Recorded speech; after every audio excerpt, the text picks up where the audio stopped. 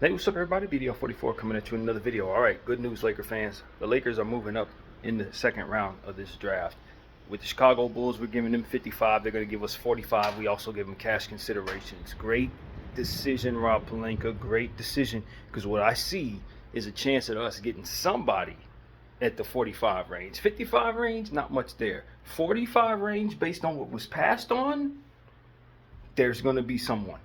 Maybe a Sion James, maybe a Abdul Thero, although I think he's going the first couple of picks in the second round. I think that.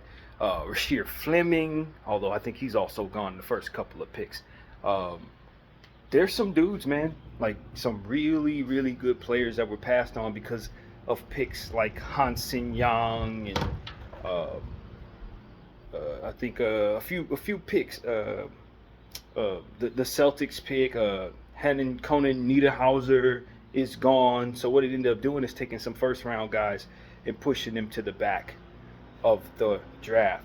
So now you got a chance at first round equity in that second round. Now, like I said, I think Charlotte and Boston, teams that have picks early in the round, are probably going to sop up all of the stuff that's likely first round worthy, but you still got a chance at something good.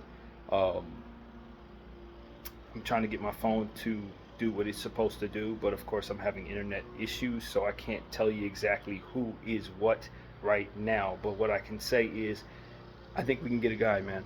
I think we can get a guy. I think we can get somebody we're really excited about. Maybe fill our center position with this pick. Maybe get ourselves a high-level shooter.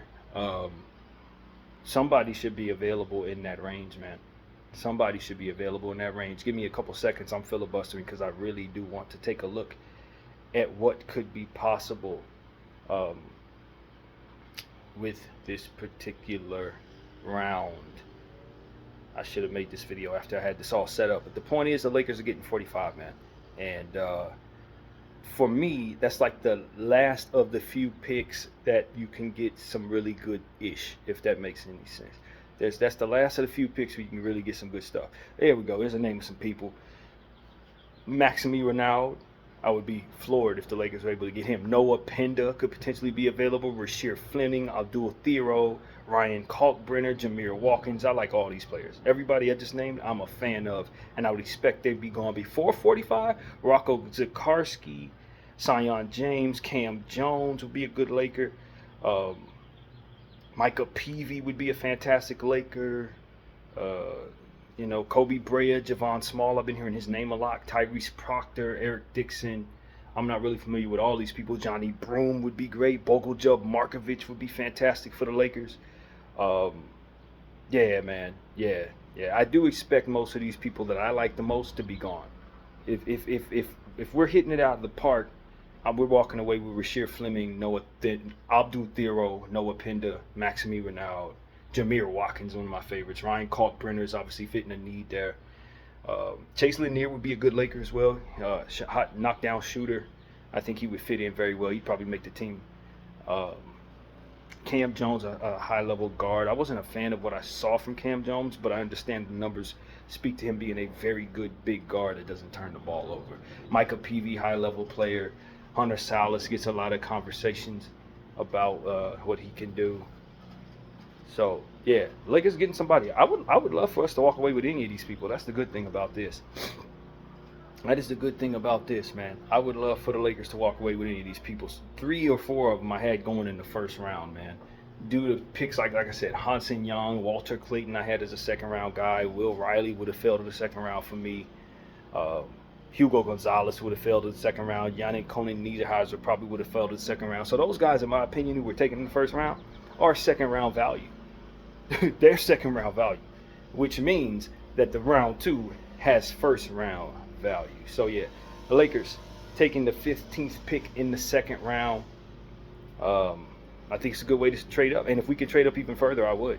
If I could trade up even further, if I could get up to 35, with the Sixers, or take one of the Hornets picks, now you're getting somebody that could potentially be a part of your franchise going forward. I think we could get lucky and draft somebody at 15 that we really like, though. Maybe a Sion James or something like that. I think that's very possible. they're very, very possible that we can get somebody that we think is pretty good, based on how this is set up for uh, ESPN. I think this is Jay Billis's favorite guys who are available. That based on the 16th overall pick in the second round, we would get Cam Jones. I think we walk away with a home run if that's what we end up with. Although we do need to fill our center position, I think everybody agrees with that.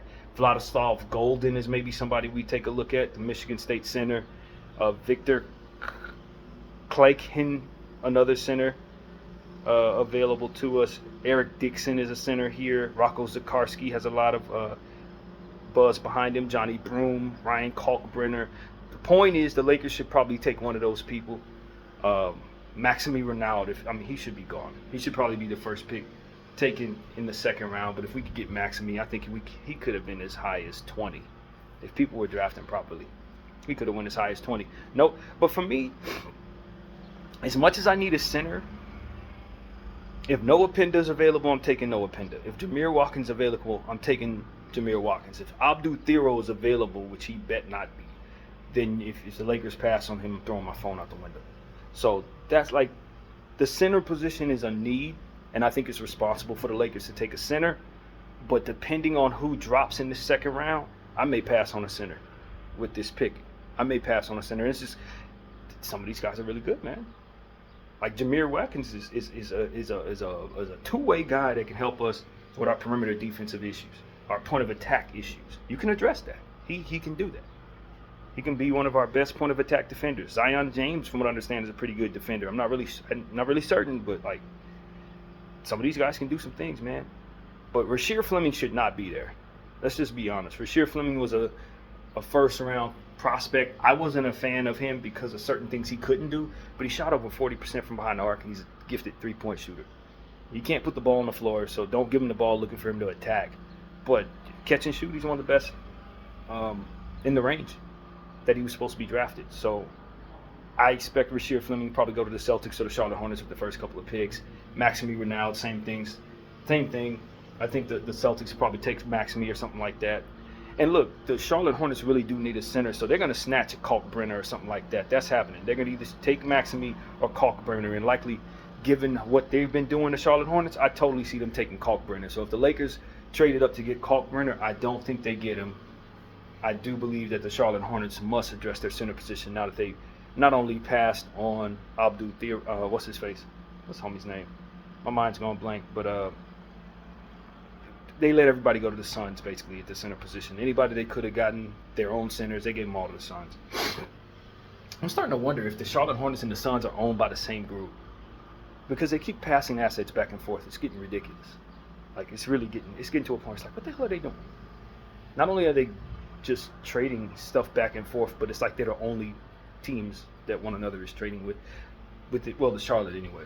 Phoenix obviously made a deal with the Rockets. But the point is, I do think they're going to get their center, and I do think Ryan Kalkbrenner will probably be taking one of their picks. I think that's obvious. Maxime Ronald would be a good center, but I look at him as more of a polished center on the offensive end, not necessarily what Charlotte needs. They need somebody who's going to block some shots. Kalkbrenner is definitely their guy, in my opinion. Rocco Zakarsky, I can see the Lakers taking him. He's also a big-time center who can block some shots. He may be available. Maybe Charlotte takes him, but I'm not over Kalkbrenner, not in my opinion. So, yeah, man, this is going to get interesting. This is going to be interesting. Minnesota's the first pick. Who did they take last night? They took a center. Minnesota did take a center. I can totally see them snatching up Abdul Thero. I think he could be the first guy off the board looking at who Minnesota is. They really love what they got out of, what's his name? Julius Randle, of course, but I'm also thinking about Naz Reid. That template of player, they could potentially lose Naz Reid. You pair up Abdul Thero and Julius Randle going forward. Now you got two of the strongest players in basketball, like literally two of the strongest players in basketball. I never dreamed that would be something that they would be able to do. But if I'm the Minnesota Timberwolves, I'm probably going to take Abdul Thero with the first pick in the second round. Because if I could put that type of strength on the floor, I'm telling you, dude, them dudes can move a car if you put both of them next to one another. They could literally lift a car up and just flip it over. That's how strong both of them are together. So yeah, that's probably what I'm doing if I'm Minnesota. And then Boston as a second pick. I didn't really love what the Boston Celtics did taking Hugo Gonzalez last night, as we talked a little bit about. So they're a little bit of a wild card. I don't know what they think they need, but I could see them approaching the center position with some strength. Maybe going after what's the guy's name I just said right now? Maybe Kalkbrenner. I could see them doing that, trying to take him from the Charlotte Hornets. Or maybe taking Rasheer Fleming. I could see them doing something like that. Since he shot well from behind the arc, they obviously are a three-point shooting team. Maxime Renal kind of fits the culture in Boston. I think he could fit. They're going to have some center issues, so it would be wise for them to snatch a center too. So yeah, I didn't do a mock draft for the second round, but as I look at what this stuff is, I say that this probably would have been fun knowing what was ahead, because there is some really good stuff in the second round, because these idiot teams did all types of reaching in the first round. You know, a lot of stuff done yesterday in that first round. Maybe there's a conspiracy to say that they left some good stuff on the board for the second round so that it would be good television. I know that's weird, but like, some of that stuff they took was really second round talent. A lot of the stuff they should have left to the second round. There's no way Portland takes Hanson Young, number 16. He's definitely a guy that should have been available to us at 45. I kid you not. He should have been available at 45 for the Lakers. Yannick Niederhauser would have been great for the LA Lakers, man. He would have been great. Sucks that the damn idiots down the hall took him from us. But I think we're still going to get somebody. At this point, trading up to 45 was a good decision. I'm a little greedy. I want to go up a little further, or a lot further. I really do. The greed in me says you want one of the first 7 picks in the second round. In order to secure something awesome, you wanted one of the first 7 picks. So yeah, that's really what it is, man. But I think the Lakers are gonna love getting whoever they get, man. I think they're gonna love getting whoever they get. Kobe Brea is available. I don't think I mentioned his name. Laken Oberich, I'm not familiar with that person. Micah Peavy, I hear a lot of great things about. So if we walk away with him, I think we'll be very happy. But yeah, I can see the Lakers addressing the center position with Rocco Zikarsky, Ryan Kalkbrenner, Maxime Renald. I think the Lakers get one of those 3 guys if I'm a betting guy. Not my favorite guys, but we really need to address our center position. That's really what it comes down to. I'm poised for the Lakers to just draft for fit, and if they do, I'll be fine with it. But if they really want to make me happy, we're walking away with either Jameer Watkins, Abdul Thero, Rasheer Fleming, or Maxime Renald, or Noah Penda. Those are the names I'm like, yo, if you want to make me happy, that's who you're getting. Johnny Broom, I think would be great for the Lakers too. I hear great things about Johnny Broom. He plays the center. I would love for the Lakers to walk away with him. Markovic showed me so much positivity in what it is he was doing. I think he would be a great fit next to Luka the Don going forward. I think his upside is probably a little higher than most of the second round. Bogoljub Markovic. I think he has an extremely high upside, very polished player. Yeah, man. I want to keep it realistic, but like the stuff at the top of this second round is really, really intriguing to me, man. These guys should not have went to the second round. Rasheer Fleming, no way in hell he falls to the second round. I can't believe he's still there. I wouldn't be surprised if Minnesota passes on Abdul Thero and takes Rasheer, because most people have Rasheer ahead of Abdul. I just personally think that Abdul is a little too explosive of an athlete and too talented of a defender, too strong of a person to take over Rasheer. A similar version of him Rasheer is a much better shooter, significantly better shooter, and so he fits today's modern NBA a bit more. He's less of a project in theory, although I think they're both projects. But yeah, that's like the gold of the second round. Rasheer Fleming, Abdul Thero, Maxime Renald. That's like gold. There's no way those guys should even be anywhere near the second round. They probably should have been gone in the early 20s.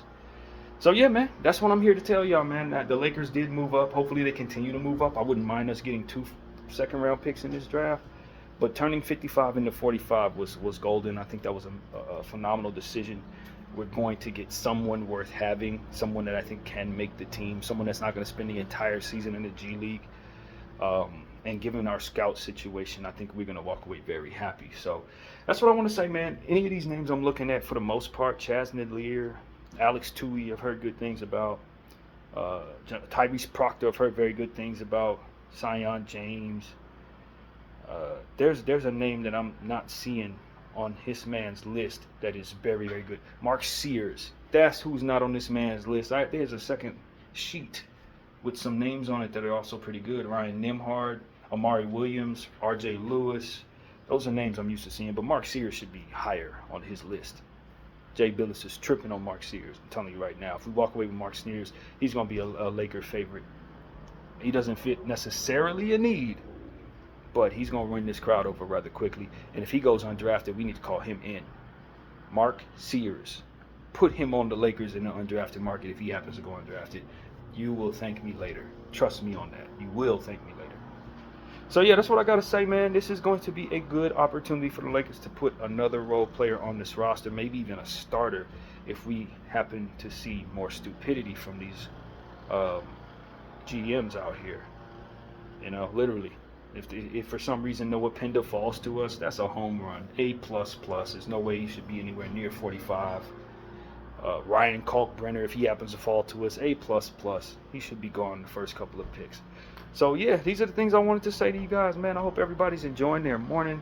Had a good time watching the draft. Good luck to all the prospects. I feel sorry for most of y'all because I don't think y'all went to good situations. I think this year was one of the first years where I can legitimately say I don't see too many great fits for any of these young players and where they're headed. Not many. Maybe 3 or 4 where I say, yeah, that's a great spot. The rest of them, they're going to have to fight for their lives to get playing time. They're going to be fighting through coaches that don't want to play young players. They're going to be in log jams of their positions, in the bowels of the earth, you know, drafted too high so the expectations are too high with limited opportunities. Just the weird stuff that should not have been done. So that's really what it is, man. Of course, the draft is at 5 o'clock, just like yesterday's, 8 p.m. Eastern.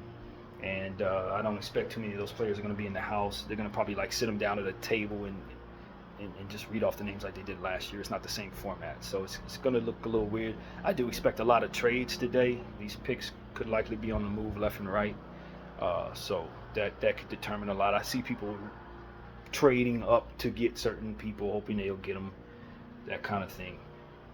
Randomly speaking, I think some of these second round draft picks today are probably more valuable than any of their draft picks at any other point, because you have an idea that you can get first round talent for sure. So second rounders at the top of this draft right now are probably worth more than any second rounders we've ever seen. The pick that drafts Maxime Renaud is probably worth almost a first round pick. So these are things to think about when going forward when you have second round picks. When it's best to pull the trigger on trading them? This morning. this morning right now. So yeah, I see more of them getting moved. But thank you to Chicago for getting us into this second round a little further. Taking cash considerations and taking the back of the draft pick. I don't know what Chicago's doing. I don't think Chicago knows what they're doing. I probably would have kept my 45. I don't know how much they need cash around there, but yeah, I'm definitely happy that we did this, and I want us to continue to wheel and deal.